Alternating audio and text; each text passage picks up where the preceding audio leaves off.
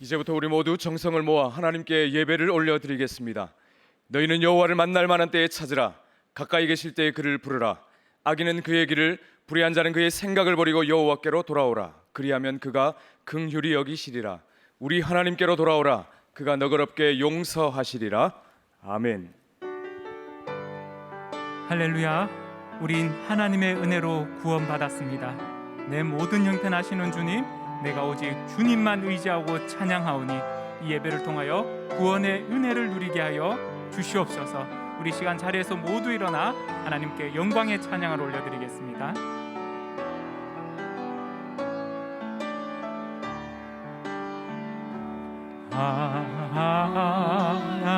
하나님의 은혜로 있을 데 없는 자 왜 구속하여 주는지 난 알 수 없도. 우리 한 번 더 찬양합니다.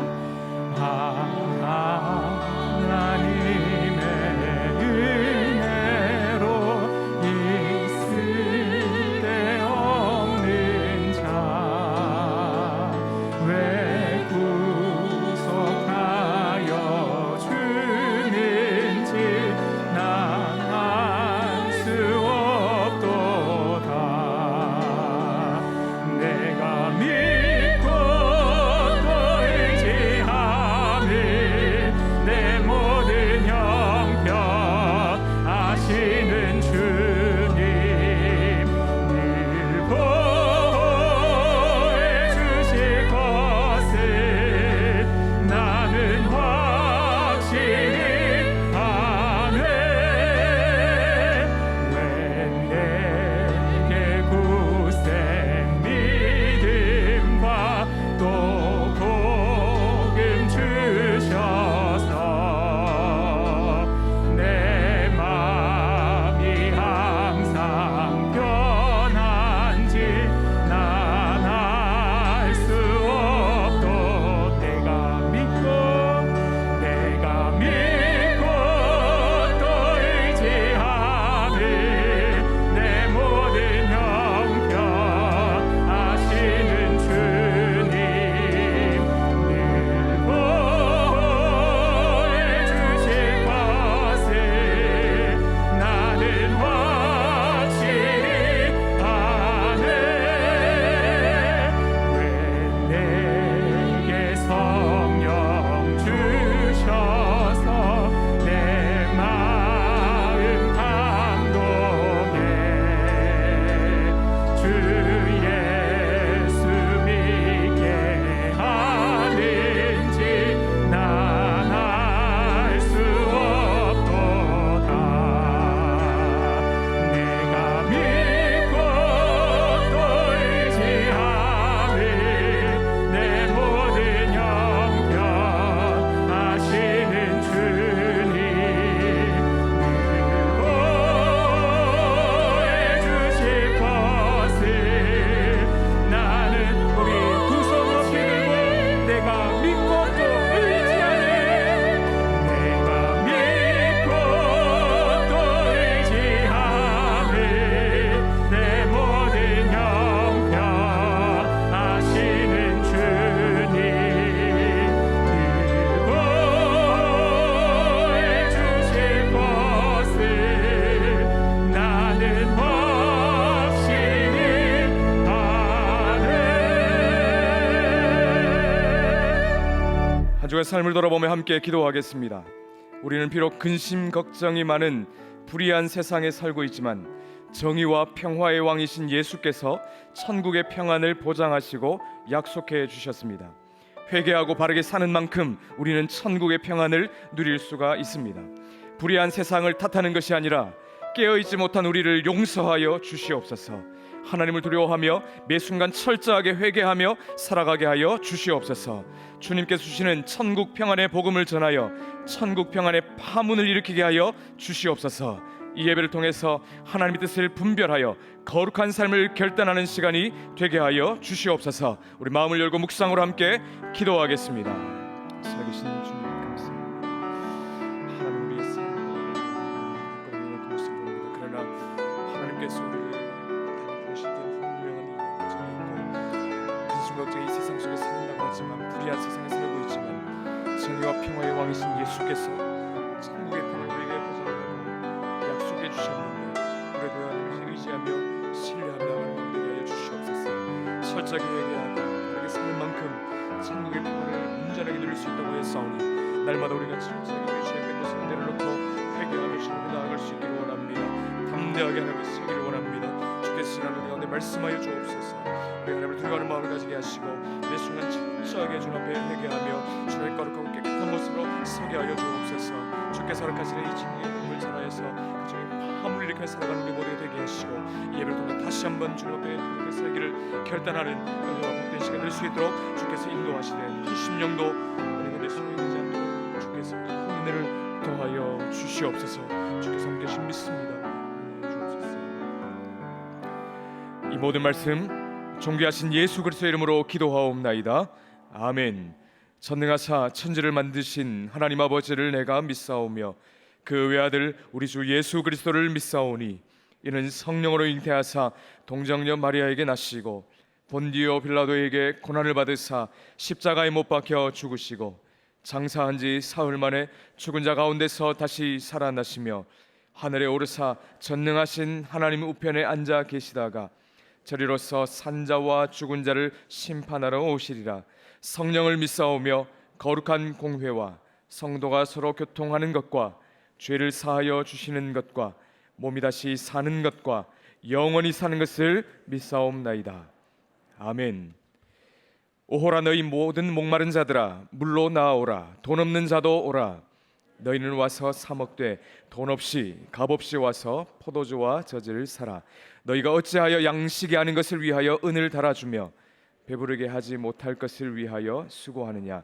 내게 듣고 들을지어다. 그리하면 너희가 좋은 것을 먹을 것이며 너희 자신들이 기름진 것으로 즐거움을 얻으리라. 너희는 귀를 기울이고 내게로 나와 들으라. 그리하면 너희의 영혼이 살리라. 내가 너희를 위하여 영원한 언약을 맺으리니 곧 다윗에게 허락한 확실한 은혜이니라. 너희는 여호와를 만날 만한 때에 찾으라. 가까이 계실 때에 그를 부르라. 악인은 그의 길을 불의한 자는 그의 생각을 버리고 여호와께로 돌아오라. 그리하면 그가 긍휼히 여기시리라. 우리 하나님께로 돌아오라. 그가 너그럽게 용서하시리라. 아멘. 모두 자리에 앉으시기 바랍니다.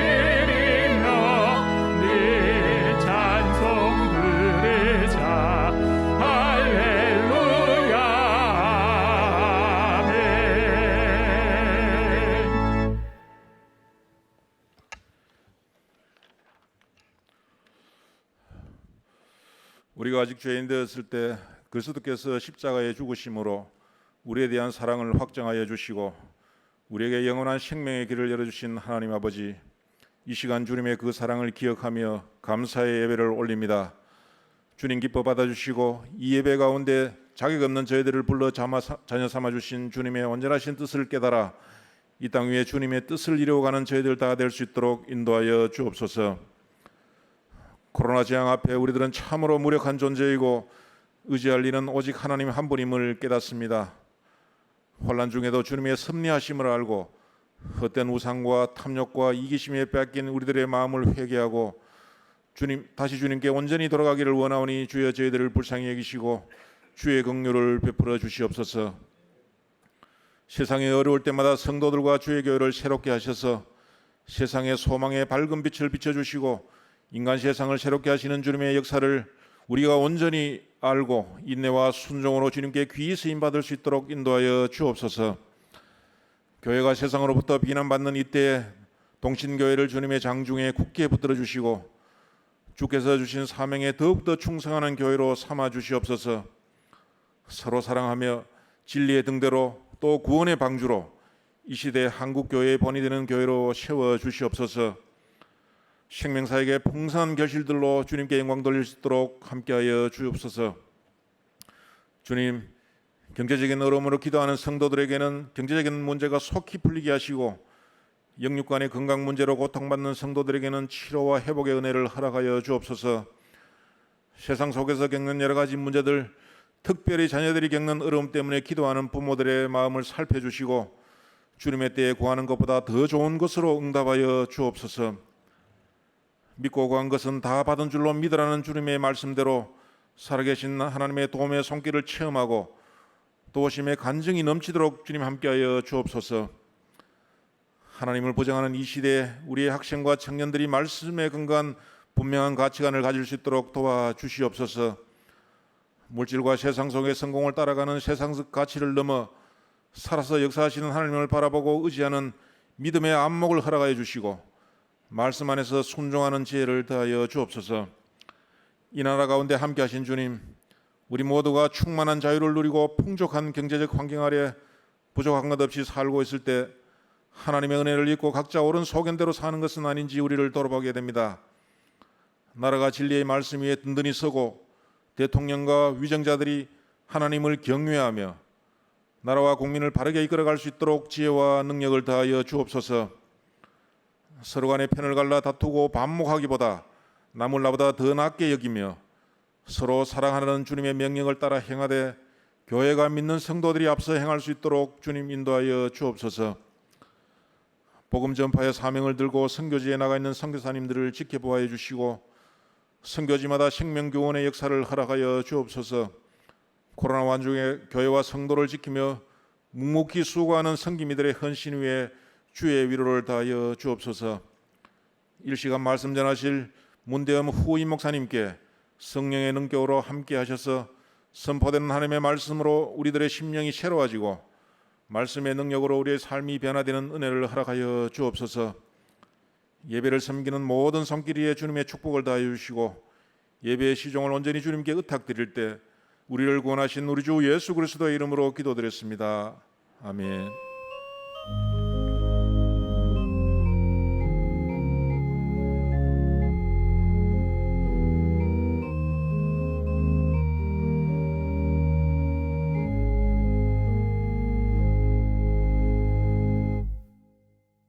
복음으로 사람을 살리고 키우고 고치는 대구 동신교회 주간 뉴스입니다.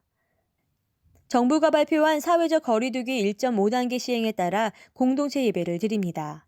건강 이상이나 증상이 없으신 성도님들은 안심하시고 개인 신앙과 공동체 신앙의 회복을 위해 적극적으로 공동체 예배에 참석해 주시기 바랍니다.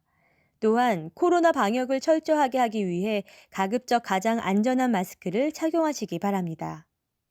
개인 위생과 방역 수칙을 철저히 지켜주시고 성도들이 함께 모여 마스크를 벗고 식사하는 일이 없도록 각별히 유의해 주시기 바랍니다.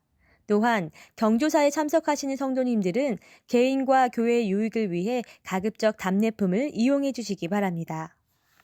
다음 세대를 위한 링크업 애톰 학부모 기도회가 축복의 가정이라는 주제로 3월 27일부터 매월 마지막 주 토요일 저녁 8시에 온라인으로 진행됩니다. 성도님들의 많은 참여를 바랍니다. 영상예배 시험금은 광고 화면 혹은 헌금 시간 화면에 계좌번호를 휴대전화로 찍으셔서 온라인 헌금 계좌번호로 이체하시거나 가정에서 헌금 시간을 가지시고 이후 예배 시간에 헌금을 드리시기 바랍니다. 지금은 나라와 민족을 위해 기도할 때입니다.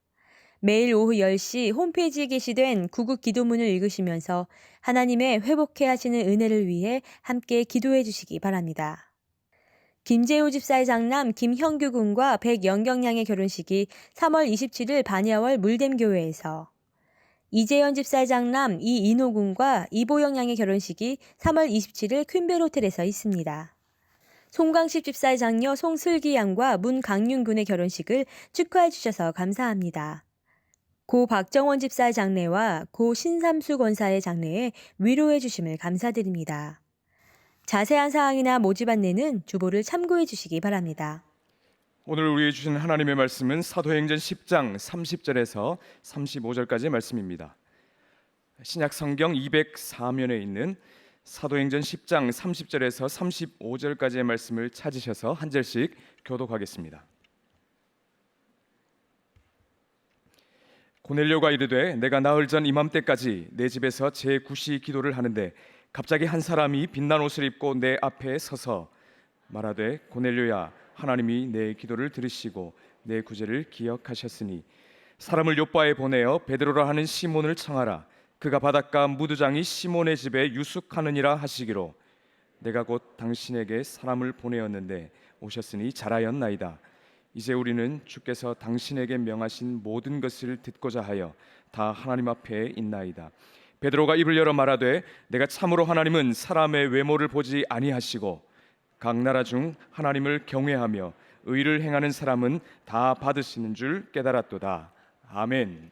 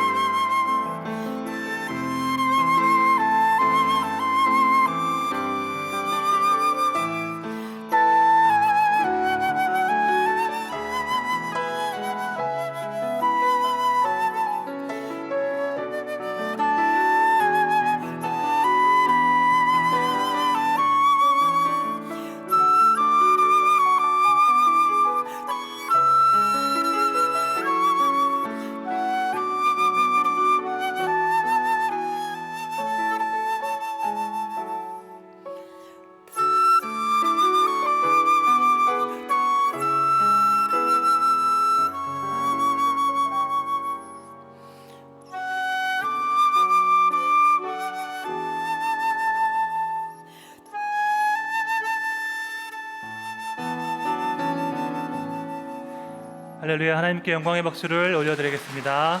교회 한 연주 감사합니다. 주일 2부 예배에 오신 여러분들을 환영합니다.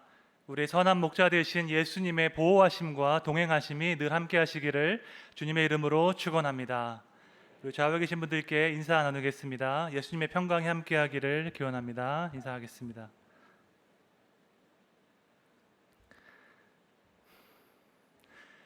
여러분의 소울푸드는 무엇입니까? 기운이 없을 때 먹으면 힘이 나고 기분이 좋아지는 그런 음식이 있으십니까? 소울푸드라는 표현은 1960년대 미국 남부에서 시작되었는데 전 세계 모든 사람들이 그 의미를 알 수 있습니다. 모든 사람은 자기가 어렸을 때 맛있게 먹었던 음식을 커서도 좋아하기 때문입니다. 한국 사람에게는 설렁탕이나 백숙이 그런 음식일 수 있고 미국 사람에게는 햄버거나 스테이크가 그런 음식일 수 있습니다. 우리가 몸살 기운이 있을 때 따뜻한 국물이 생각나는 것처럼 미국 사람들은 몸살 기운이 있을 때 치킨 수프를 먹는다고 합니다. 예전에 미국에서 공부할 때 제가 몸살 감기로 고생한 적이 있는데 제가 섬기던 미국 교회 사모님께서 치킨 수프를 만들어 줄까 물어보셨습니다. 멀리 타국에서 온 그 유학생을 위해서 그 사랑으로 치킨 스프를 끓여주시겠다는 그 사랑에 너무 감사했지만 솔직한 마음으로 저는 그것을 먹고 싶은 것이 아니라 어머니께서 해주시는 백숙이 먹고 싶었습니다. 사람이고 동물이고 자기가 태어나서 자라온 곳을 좋아하고 고향을 그리워합니다. 그래서 수구초심이라는 사자성어가 있지 않습니까? 여우가 죽을 때 자기가 살던 굴을 향해서 머리를 둔다는 뜻입니다. 나에게 익숙하고 편안한 곳을 그리워하는 마음은 누구에게나 다 똑같습니다.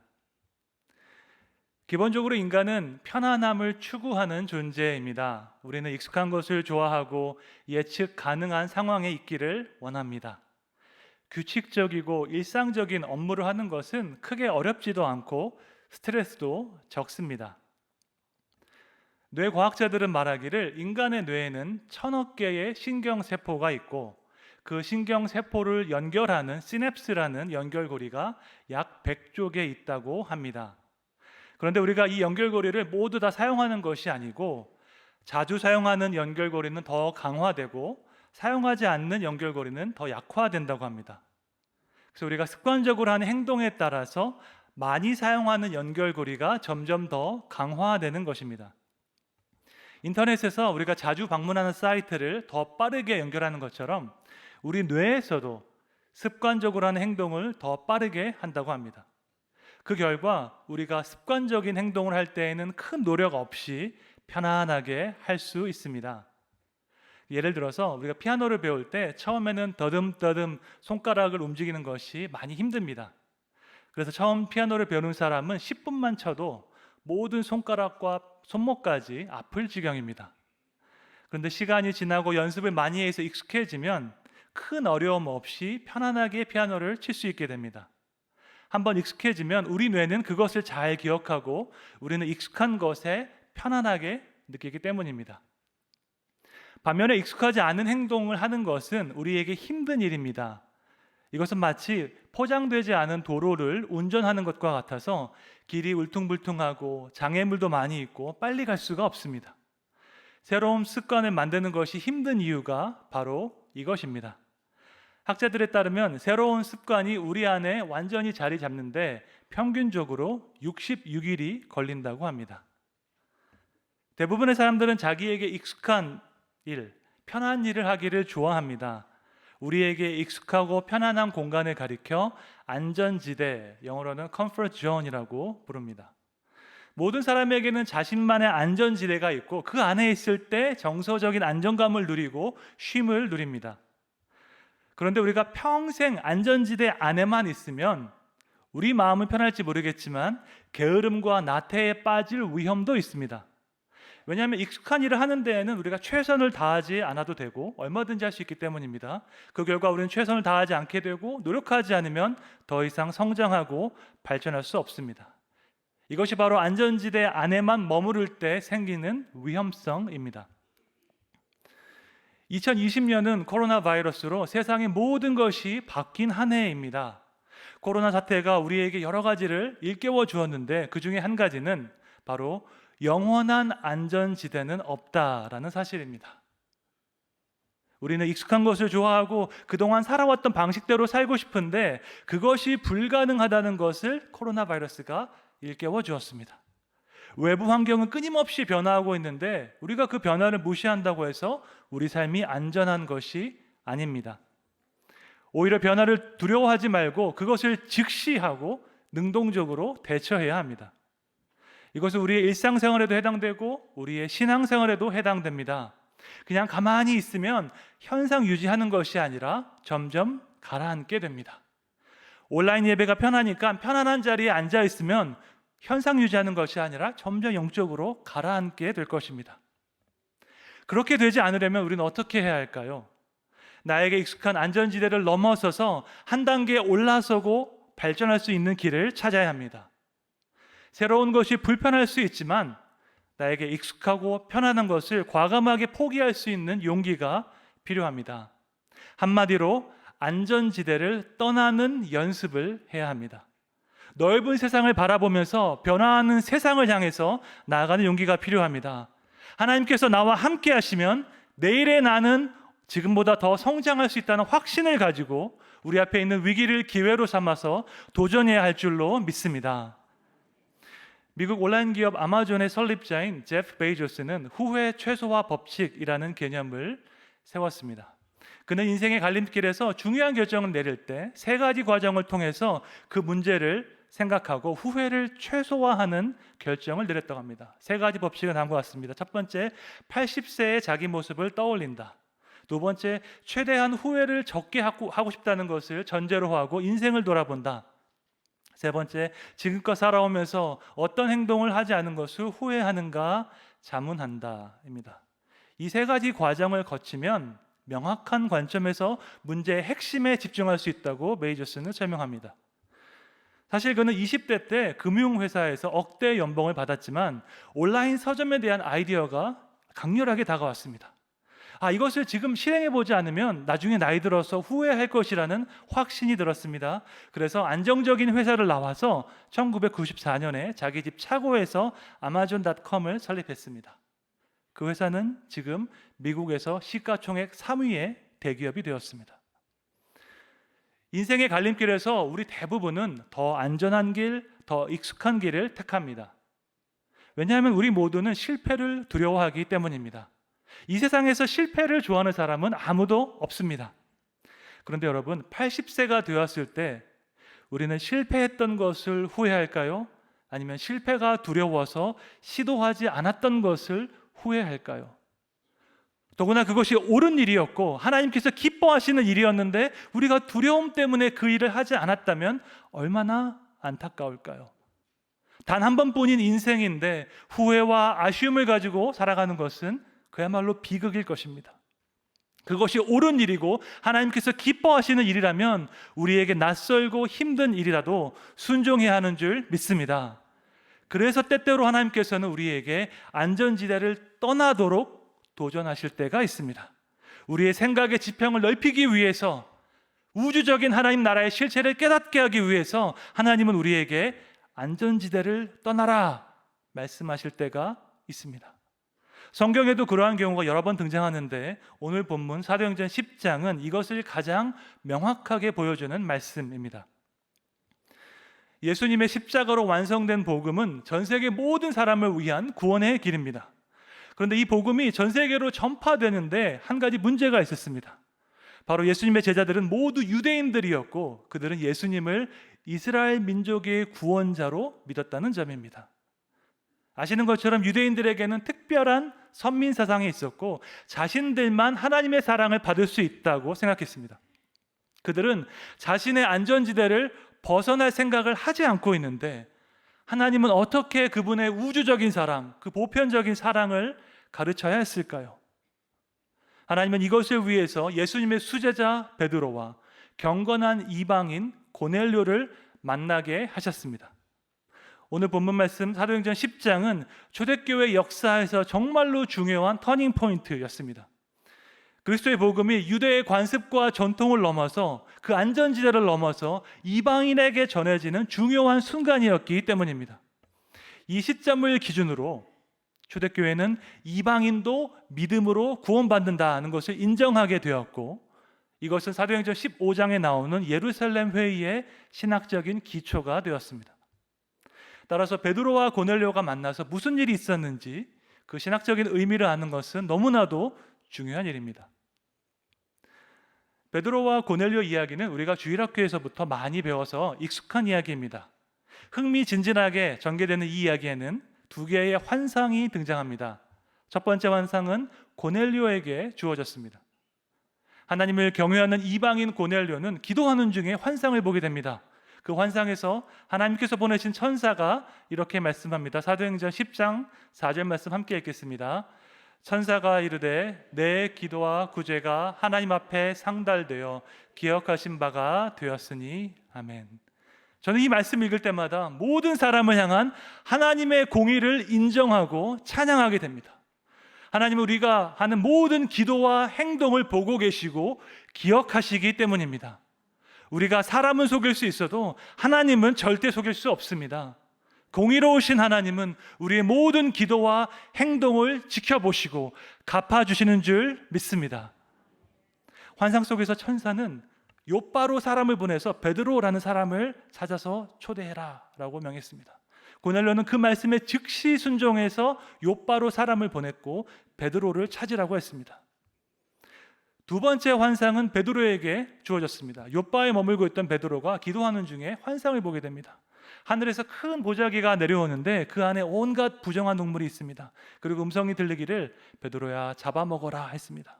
베드로가 답하기를 저는 부정한 동물을 먹을 수가 없습니다 말했습니다. 그러자 다시 음성이 들리기를 하나님께서 깨끗하게 하신 것을 내가 속되다 하지 말라라고 음성이 왔습니다. 그리고 똑같은 환상을 3번 반복되었습니다. 이 환상의 의미가 무엇인가 베드로가 곰곰이 생각하고 있는데 바로 그때 고넬료가 보낸 사람들이 도착했습니다. 그리고 성령께서 말씀하시기를 의심하지 말고 함께 가라. 내가 그들을 보내었다 말씀하셨습니다. 베드로 역시 그 말씀에 즉시 순종해서 고넬료가 보낸 사람들과 함께 가이사랴로 갔습니다. 요바에서 가이사랴까지는 약 40km가 떨어진 거리입니다. 쉬지 않고 걸어가도 10시간이 더 걸리는 먼 거리를 간 것입니다. 그것도 유대 전통에 따르면은 절대로 만나서는 안 되는 이방 사람을 만나기 위해서 베드로가 갔습니다. 하나님께서 지금 두 사람에게 2개의 환상을 보여주셨습니다. 각각의 환상을 통해서 명확한 말씀을 받은 두 사람은 즉각적으로 순종했습니다. 여기서 우리는 중요한 진리를 한 가지 배우게 됩니다. 하나님의 역사는 순종하는 사람들을 통해서 이루어진다는 것입니다. 베드로와 고넬료는 하나님의 뜻에 순종함으로 만나게 되었습니다. 이 만남을 통해서 기독교로 개종한 최초의 이방인 신자가 나오게 됩니다. 뿐만 아니라 이방인에게도 성령이 임하는 놀라운 역사가 임합니다. 궁극적으로 복음이 유대의 전통을 넘어서서 이방 문화로 전해지는 위대한 선교의 역사가 시작되었습니다. 이 모든 것이 가능했던 것은 하나님의 뜻에 즉각적으로 순종했던 두 사람, 베드로와 고넬료가 있었기에 가능했습니다. 기독교 역사에서 하나님께 귀하게 사용받은 사람들은 모두 순종의 사람들이었습니다. 주님 말씀하십시오. 주의 종이 듣겠나이다 라고 고백하는 사람들을 통해서 하나님은 그분의 놀라운 역사를 이루어 오셨습니다. 목숨을 걸고 종교개혁을 했던 루터와 칼빈이 그런 사람이었습니다. 아프리카 노예 해방을 위해서 힘썼던 데이비드 리빙스턴이 그런 사람이었습니다. 일제시대 때 기독교 정신으로 독립운동과 계몽운동을 이끌었던 안창호 선생이 그런 사람이었습니다. 뿐만 아니라 우리 동신교회 역사에도 귀한 순종의 삶을 살아오신 분들이 많이 계십니다. 올해가 우리 교회 71주년인데 저는 교회가 어떤 과정을 통해서 오늘까지 이르게 되었는지 관심이 많습니다. 그래서 40주년 기념책자, 50주년 기념책자를 구해서 열심히 교회 역사를 읽어보았습니다. 동인동 시절부터 시작해서 많은 성도님들의 기도와 헌신으로 만촌동 예배당이 세워진 것을 알게 되었습니다. 뿐만 아니라 교육관을 건축하고 비전관을 건축할 때에도 너무나도 귀한 헌신과 희생을 하신 분들이 많았다는 것을 알게 되었습니다. 그래서 제가 매일 교회에 올 때마다 교회가 여기까지 올 수 있도록 눈물과 기도로 순종하셨던 목사님과 성도님들에게 마음 깊이 감사하게 되었습니다. 시간이 오래 지났기 때문에 어쩌면 사람들은 그 수고와 헌신을 잊어버릴 수도 있습니다. 하지만 공의로우신 하나님은 여러분의 수고와 헌신을 반드시 기억하시는 줄 믿습니다. 오랫동안 교회를 신실하게 섬기신 여러분의 순종을 하나님께서 기억하시고 이 땅의 복과 하늘의 영원한 상급으로 갚으시기를 주님의 이름으로 축원합니다. 하나님 말씀에 순종해서 드디어 베드로와 고넬료가 만나게 되었습니다. 한 사람은 평범한 유대인이고 다른 사람은 로마 군대 백부장입니다. 그것도 일반 부대가 아니라 로마 시민권자들로만 구성된 이탈리아대의 백부장이었습니다. 한 사람은 예수님의 수제자이고 다른 사람은 아직 세례도 받지 못한 이방인이었습니다. 한 사람은 율법의 기준으로 깨끗한 사람이었고 다른 사람은 가까이 하면 안 되는 부정한 사람이었습니다. 당시 사회적인 기준으로 보면 이 두 사람은 전혀 어울리는 관계가 아니었습니다. 그냥 어울리지 않는 정도가 아니라 말 한마디 섞을 일이 없는 사이였습니다. 그런데 이 두 사람이 지금 하나님 앞에서 만나게 되었습니다. 본문 33절에 우리가 다 하나님 앞에 있나이다 라고 고백한 고넬료의 믿음은 보통 믿음이 아닙니다. 그는 매일 매 순간을 하나님을 의식하며 그분 앞에서 살아가는 믿음의 사람이었습니다. 고넬료가 그동안 있었던 일들을 쭉 이야기하자 베드로는 하나님께서 주시는 확신으로 선포합니다. 사도행전 10장 34절 35절 말씀입니다. 함께 읽어보겠습니다. 내가 참으로 하나님은 사람의 외모를 보지 아니하시고 각 나라 중 하나님을 경외하며 의를 행하는 사람은 다 받으시는 줄 깨달았도다. 아멘. 베드로의 이 고백은 유대인으로서 정말로 겸손한 고백입니다. 율법과 전통에 따르면 유대인은 이방인을 멸시하고 상종하지도 않았기 때문입니다. 유대인들은 절대로 이방인의 집에 들어가지 않았고 이방인과 함께 식사하지도 않았습니다. 그런데 베드로는 유대인으로서의 모든 자부심을 내려놓고 하나님께서 사람의 외모를 보는 것이 아니라 그분을 경외하는 마음을 보신다고 선포하고 있습니다. 여기에서 외모는 신체적인 특징이 아닙니다. 우리의 선택과 상관없이 우리가 태어나면서 주어지는 모든 사회적인 지위를 포함합니다. 인종, 언어, 문화, 지역 등 우리가 태어날 때 자동적으로 주어지는 그 모든 지위를 한마디로 외모라고 했습니다. 혹시 여러분 중에서 한국인으로 태어나고 싶어서 태어나신 분 계십니까? 대구에서 태어나고 싶어서, 우리 부모님 아래에서 태어나고 싶어서 태어나신 분 계십니까? 아무도 없습니다. 태어나 보니까 한국이었고 대구였고 우리 부모님이었습니다. 우리의 선택과 상관없이 우리가 태어나면서 자동적으로 주어지는 것들이 있습니다. 성경은 이 모든 것을 가리켜 한마디로 외모라고 했습니다. 그런데 베드로가 선포하기를 하나님은 사람의 외모를 보지 않으신다는 것입니다. 우리가 선택할 수 없었던 것, 우리가 태어나면서 자동적으로 주어진 것을 하나님은 보지 않으십니다. 우리가 어떤 인종인지, 어떤 문화에서, 어떤 지역에서, 어떤 가정에서 자랐는지 하나님은 우리의 사회적 지위를 보지 않으십니다. 사실 이것은 새로운 가르침이 아니라 신구약 성경이 반복적으로 말씀하고 있는 것입니다. 신명기 10장 17절 말씀 함께 읽어보겠습니다. 너희의 하나님 여호와는 신 가운데 신이시며 주 가운데 주시요 크고 능하시며 두려우신 하나님이시라. 사람을 외모로 보지 아니하시며. 아멘. 로마서 2장 11절 함께 읽겠습니다. 이는 하나님께서 외모로 사람을 취하지 아니하심이라. 아멘. 우리의 선택과 상관없이 우리에게 주어진 외모를 하나님은 보지 않으신다는 것입니다. 대신에 하나님께서 주의 깊게 살피시는 것이 있는데 그것은 바로 우리의 마음과 우리의 행동입니다. 우리 안에 하나님을 경외하는 마음이 있는지, 우리가 의롭게 행동하는지 하나님은 아주 주의 깊게 살펴보십니다. 예수님의 수제자이자 초대교회 수장인 베드로는 고넬료와의 만남을 통해서 이것을 깨달았습니다. 아, 하나님은 사람을 외모로 판단하지 않으시는구나. 하나님은 특정 민족을 편애하지 않으시는구나 깨달았습니다. 유대인들이 가진 민족적, 문화적 편견을 버려야지 복음이 땅끝까지 전해질 수 있는데, 예수님은 만왕의 왕, 만유의 주 되시기 때문에 그분은 우리의 출신과 배경을 따지지 않고 세계 모든 민족을 동일하게 사랑하시는 줄 믿습니다. 어떤 의미에서 유대 전통과 한국 전통은 비슷한 면이 있습니다. 왜냐하면 우리도 유대인들처럼 출신과 배경을 중요하게 생각하는 문화가 있기 때문입니다. 서양은 개인주의 문화가 강하지만 한국은 여전히 집단주의 문화가 강하기 때문에 개인의 정체성보다 집단에 대한 소속감을 더 중요하게 생각합니다. 그래서 한 사람을 평가할 때 출신과 배경을 중요하게 볼 때가 있습니다. 어느 영화에 나오는 대사처럼 너희 아버지 뭐 하시노? 라는 질문을 지금도 합니다. 근데 이 질문은 아버지의 직업과 재산을 물어보는 것이 아닙니다. 아버지가 누구신가를 통해서 그 사람이 어떤 환경에서 자랐는지 알고자 하는 것입니다. 어떤 환경에서 어떤 부모 아래서 자랐는지에 따라서 그 사람의 성향, 성품, 태도가 달라지기 때문입니다.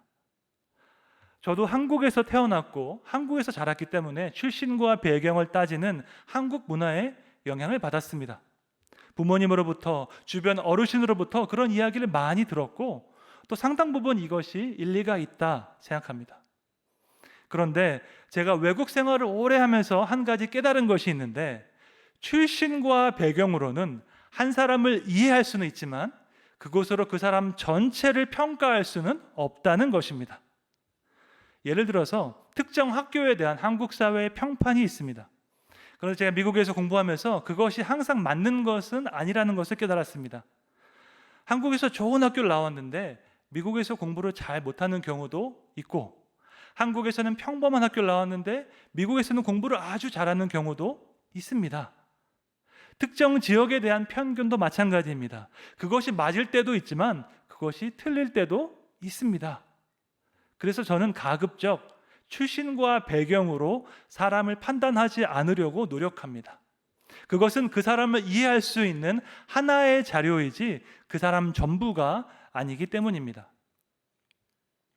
혹시 출신과 배경을 아주 중요하게 생각하시는 분이 계시다면 예수님 당시에 예수님을 가장 반대했던 사람들이 누구였는지 생각해 보시기 바랍니다.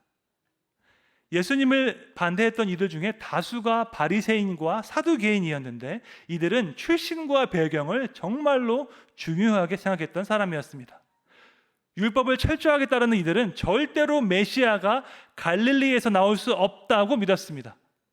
왜냐하면 예루살렘을 중심으로 볼 때에 갈릴리는 사마리아보다 훨씬 더 북쪽에 있었고 솔로몬 시대 이후로는 아무런 필요가 없는 이방 땅처럼 여겨졌기 때문입니다. 갈릴리는 문화적으로 낙후된 곳이었고 제대로 된 히브리어 교육을 할 수 없었습니다. 그래서 갈릴리 출신의 사람들은 회당에서 율법을 낭독하지 못했다고 합니다. 갈릴리 지방의 사투리가 너무 억세서 정통 히브리어 발음을 하지 못했기 때문입니다. 하물며 나사렛은 그 갈릴리 안에서도 더욱더 무시당하고 멸시당한 곳이었습니다. 그래서 만일 우리가 예수님 당시에 살고 있었고 출신과 배경을 중요하게 생각한다면 예수님을 따르기가 힘들었을 것입니다. 인간적인 기준으로는 예수님을 따르고 존경할 만한 이유가 적기 때문입니다. 그러므로 베드로가 고넬료를 만나서 깨달았던 진리를 우리도 반드시 깨달아야 할 줄 믿습니다. 하나님은 사람의 외모를 보지 않으시고 우리의 마음과 행동을 보시는 줄 믿습니다. 우리가 마음으로 하나님을 경외하는지 행동으로 의를 행하는지 하나님은 살피십니다. 그러므로 우리도 사람의 외모를 자랑하지 말고 마음과 행동으로 의를 행하시기를 주님의 이름으로 축원합니다. 베드로는 고넬료와 그의 가족에게 예수님에 대해서 설교를 시작했습니다. 예수님이 어떤 분이신지, 그분이 우리를 위해서 어떤 구원의 역사를 하셨는지 증거했습니다. 그런데 베드로가 설교하는 도중에 그 자리에 있던 모든 사람에게 성령이 임했습니다. 이것을 보고 베드로와 다른 제자들이 깜짝 놀랐습니다. 아니, 하나님께서 이방인들에게도 성령을 내리시다니 하면서 놀랐던 것입니다. 사도행전 10장 45절 말씀입니다. 함께 읽겠습니다. 베드로와 함께 온 할례 받은 신자들이 이방인들에게도 성령 부음 주심으로 말미암아 놀라니. 아멘. 이 말씀에서 놀랐다라는 뜻을 가진 헬라어는 엑세스테산이라는 단어인데, 이것은 그냥 놀란 정도가 아니라 놀라서 어쩔 줄 모르는 상태를 뜻합니다. 영어로 표현하자면 greatly astonished 라는 뜻인데, 대단히 깜짝 놀랐다라는 뜻입니다. 이 단어가 언제 사용됐냐면 예수님께서 회당장 야이로의 딸을 살리셨을 때 부모가 그것을 보고 깜짝 놀라는 그 마음을 표현할 때 사용되었습니다. 병들어서 죽었던 딸이 다시 살아났을 때 부모는 얼마나 놀랐을까요? 바로 그 놀라운 기적을 보고 깜짝 놀란 마음을 표현한 단어가 엑세스테산인데, 동일한 단어가 이방인에게 성령이 임하는 것을 보고 깜짝 놀란 베드로의 마음을 나타내는 데 사용되었습니다. 사실 저는 베드로가 놀라는 모습을 보고 더 놀랐습니다. 왜냐하면 베드로가 고넬료를 만나러 오기 직전에 요바에 있을 때 아주 큰 기적을 행했습니다. 도르가라는 경건한 여인이 있었는데 병들어서 죽었습니다. 그런데 베드로가 이 도르가를 다시 살려냈습니다. 와, 베드로가 이 정도 사람이었나 깜짝 놀랄 정도로 놀라운 기적을 했는데, 정작 베드로는 이 기적을 행하고 놀라지 않았습니다. 그런데 그 베드로가 고넬료와 그의 가족들에게 성령이 임하는 것을 보고 깜짝 놀랐습니다. 여러분은 죽은 사람을 살리는 것이 놀랍습니까? 이방인에게 성령이 임하는 것이 놀랍습니까? 당연히 죽은 사람을 살리는 것이 훨씬 더 놀랍지요. 그런데 베드로는 그때는 안 놀라고 지금 이방인에게 성령이 임하는 것을 보고서는 깜짝 놀랐습니다. 이 정도로 유대인들이 가졌던 선민의식은 강력했던 것입니다. 하나님께서 유대인만 사랑하는 것이 아니라 이방인도 사랑하신다는 것을 깨닫는 것이 이 정도로 힘들었던 것입니다. 유대 전통이라는 이 안전지대가 너무나 강력해서 그 바깥으로 나가는 것이 너무나도 어려웠습니다. 그런데 여러분, 구약 성경을 우리가 가만히 읽어보면 하나님께서 이스라엘만 사랑하신 것이 아니고 이스라엘을 이방의 빛으로 삼아서 땅끝까지 구원하시겠다 이미 약속하셨습니다. 이사야 49장 6절 말씀입니다. 함께 읽어보겠습니다. 내가 또 너를 이방의 빛으로 삼아 나의 구원을 베풀어서 땅끝까지 이르게 하리라. 아멘. 뿐만 아니라 하나님은 그분의 성령을 모든 만민에게 부어주시겠다 이미 약속하셨습니다. 요엘서 2장 28절 말씀입니다. 그 후에 내가 내 영을 만민에게 부어주리니. 아멘. 이 요엘서 말씀이 사도행전 2장에서 마가의 다락방에 모인 유대인들에게 성령이 임해서 성취되었습니다. 또 사도행전 10장에서 고넬료의 집에 모였던 이방인들에게 성령이 임해서 이 예언이 또한 성취되었습니다. 신학자들은 사도행전 2장을 가리켜 유대인의 오순절이라고 부르고 사도행전 10장을 가리켜서 이방인의 오순절이라고 부르기도 합니다. 유대인과 이방인 모두 한 성령을 받았고 그 성령의 능력으로 한 몸이 되었습니다. 사도 바울은 이 놀라운 진리를 고린도전서 12장 13절에서 선포합니다. 함께 읽겠습니다. 우리가 유대인이나 헬라인이나 종이나 자유인이나 다 한 성령으로 세례를 받아 한 몸이 되었고 또 다 한 성령을 마시게 하셨느니라. 아멘. 예수님을 믿는 우리는 인종, 언어, 문화와 상관없이 성령 안에서 하나가 되었습니다. 이것이 바로 베드로와 고넬료가 만났을 때 일어났던 성령의 역사였던 것입니다. 그렇다면 이 말씀을 어떻게 오늘날 현실에 적용할 수 있을까요? 베드로가 자신의 안전지대를 떠나서 이방 문화에 있는 고넬료를 만났듯이 우리도 우리의 안전지대를 떠나는 연습을 통해서 나와 다른 상황에 있는 이들에게 복음을 전해야 할 줄로 믿습니다. 안전지대를 벗어나기 위해서 우리가 극복해야 할 것이 두 가지가 있습니다. 첫 번째는 편견이고 두 번째는 두려움입니다. 우리 모두는 각자 나름의 편견을 가지고 살아가고 있습니다. 혹시 나는 아무런 편견 없어요 라고 말하는 분이 계시다면 이것은 마치 나는 아무 생각이 없어요 라고 말하는 것과 비슷할 것입니다. 우리 모두는 생각을 가지고 살고 있습니다. 그 말은 우리 모두는 각자 나름의 편견을 가지고 있다는 뜻입니다. 따라서 나에게 어떤 편견이 있는지 그것을 돌아보는 것은 중요한 일입니다. 어떤 사람은 학연과 지연을 중요하게 생각할 수 있습니다. 어떤 사람은 옷차림과 자동차를 보고 사람을 판단할 수 있습니다. 어떤 사람은 영적으로 거룩하게 보이는 것을 중요하게 생각할 수 있습니다. 세계적인 물리학자 아인슈타인은 다음과 같이 말했습니다. 편견을 깨는 것은 원자를 깨는 것보다 더 어렵다. 이 말은 정말 사실입니다. 우리가 생각해오던 방식을 포기하는 것은 정말로 어려운 일이기 때문입니다. 우리가 하루아침에 편견을 깰 수는 없지만 나에게 이런 편견이 있구나 인정할 수는 있습니다. 그리고 내 생각이 항상 옳은 것은 아니라는 것만 인정해도 안전지대 밖에 있는 사람과 관계하는 것이 훨씬 더 수월할 것입니다. 또한 우리는 안전지대 바깥에 대한 두려움을 가지고 있습니다. 나에게 익숙한 안전지대를 포기하면 무슨 큰일이 날 것처럼 생각할 수 있습니다.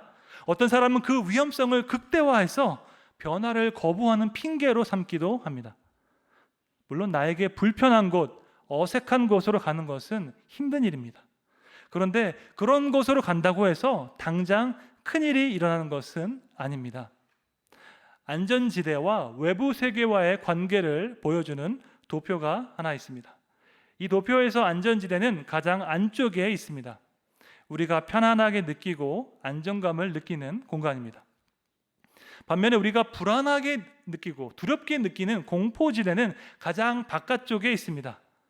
우리가 예측할 수 없는 것이 많고 정보가 부족해서 우리가 두려워하는 공간인 것입니다. 그렇다면 안전지대와 공포지대 사이의 공간은 어떨까요? 심리학자들은 그 공간을 가리켜 학습지대라고 이야기합니다. 그곳은 안전지대 바깥이어서 약간의 긴장과 불안이 있지만 우리가 감당할 수 있는 수준입니다. 새로운 사람을 만나고 새로운 것을 도전할 수 있는 공간인 동시에 조금의 실패를 경험할 수 있는 공간이 바로 학습지대입니다. 우리가 안전지대를 벗어난다고 했을 때 바로 공포지대로 가는 것이 아니라 새로운 것을 경험할 수 있는 학습지대로 나아가는 것입니다. 따라서 우리가 안전지대 바깥을 무조건 두려워할 필요는 없습니다. 오히려 안전지대 안에 있는 것이 더 안전할 수는 있지만 내가 더 발전할 수 있는 기회를 놓치는 것일 수도 있기 때문입니다. 새로운 것을 배우고 잠재력을 충분히 발휘하기 위해서는 익숙한 것을 포기하고 불편한 것을 선택할 수 있어야 합니다. 마치 우리가 근육을 키울 때 불편한 운동을 하는 것과 같은 이치입니다. 안전지대를 벗어나서 학습지대로 나갈 때 불편하고 어색할지는 모르겠지만 한 단계 더 도약해서 성장하고 발전할 수 있기 때문입니다. 두 번째로 우리는 나와 다른 사람을 이해하고 포용할 수 있는 성숙함이 있어야 합니다. 우리 모두는 나와 비슷한 사람을 좋아합니다. 나와 비슷한 학벌, 비슷한 직업, 비슷한 성격의 사람을 좋아하는 것은 당연합니다. 그런 사람하고 같이 있으면 마음도 편하고 말도 잘 통하기 때문입니다. 하지만 나와 다른 사람과 함께 있으면 마음이 불편하고 긴장이 됩니다. 나와 생각이 다르고 성격이 다르고 배경이 다른 사람을 만나면 에너지가 더 많이 소모됩니다. 내성적인 사람은 외향적인 사람을 보면서 너무 시끄럽다고 생각할 수 있습니다. 사업하시는 분은 공무원을 보면서 조금 답답하다고 느끼실 수도 있습니다. 그런데 여러분 마음에 100% 드는 사람이 이 세상에 존재합니까? 사랑하는 가족도 100% 마음에 들지 않을 때가 얼마나 많이 있습니까? 심지어 부부 사이에도 성향이 다른 경우가 얼마나 많이 있습니까? 남편은 고기를 좋아하고 아내는 야채를 좋아하는 경우가 있습니다. 남편은 스포츠를 좋아하고 아내는 클래식 음악을 좋아하는 경우가 있습니다. 다 제 이야기입니다. 서로 좋아하는 것이 다르고 성향이 다를 때 어떻게 해야 하죠? 서로 맞춰가면 됩니다. 결혼 생활이라는 것이 완전히 다른 두 인격이 서로 배려하고 양보하는 것 아니겠습니까?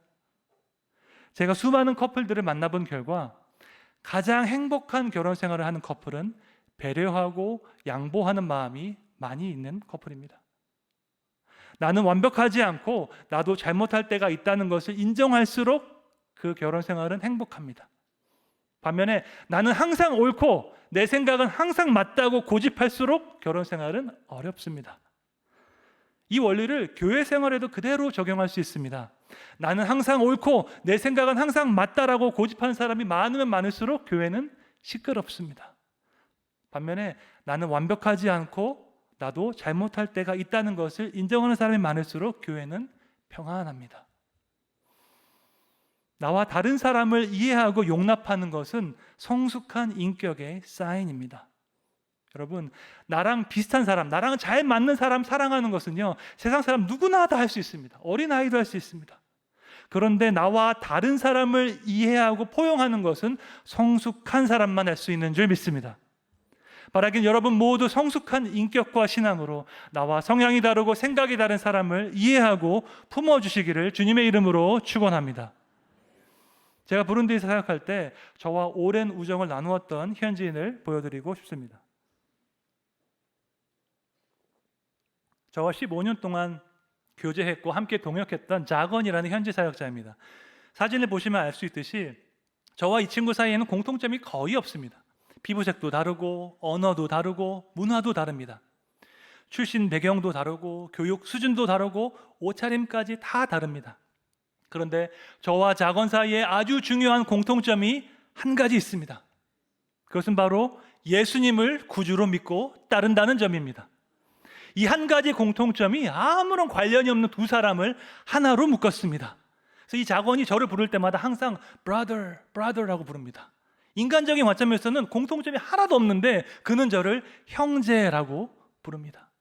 그 말을 들을 때마다 저는 예수님의 사랑이 얼마나 놀라운지, 그분의 사랑 안에서 우리가 하나 된다는 것이, 형제 된다는 것이 얼마나 신비로운지 감격하게 됩니다.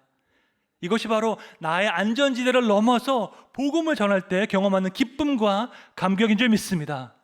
나의 안전지대를 떠날 때 우리는 하나님의 사랑의 넓이가 얼마나 큰지 비로소 깨닫게 되는 것입니다. 말씀을 정리하겠습니다. 베드로는 고넬료와의 만남을 통해서 하나님이 사람의 외모를 보지 않으신다는 것을 깨달았습니다.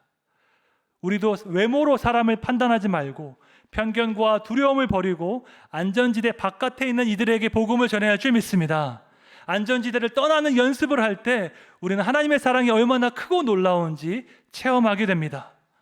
뿐만 아니라 나와 다른 성향의 사람을 이해하고 품을 수 있는 성숙한 인격을 가져야 할 줄로 믿습니다. 그래서 성령께서 하나 되게 하신 것을 힘써 지키는 우리 대구동신교회 성도님들 되시기를 주님의 이름으로 축원합니다. 함께 찬송하시면서 헌금하시도록 하겠습니다.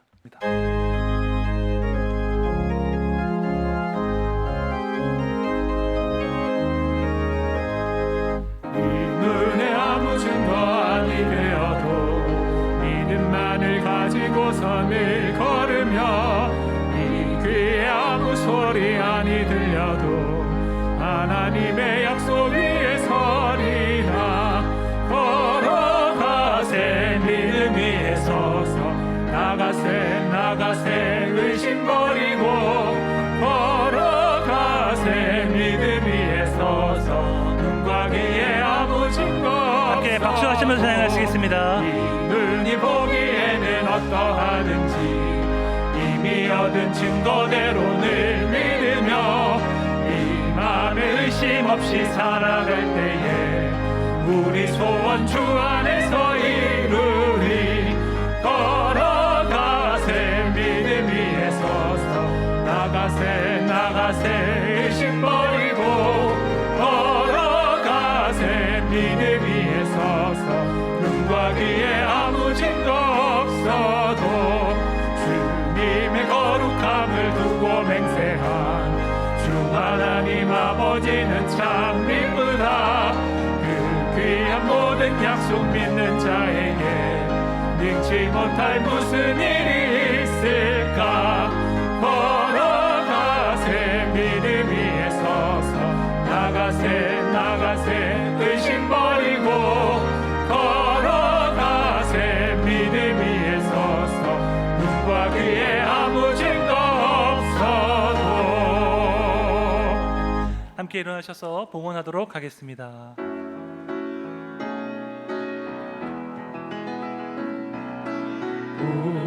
우리에게 향하신 여호와의 인자심이 크고 크도다 크시도다 크고 크도다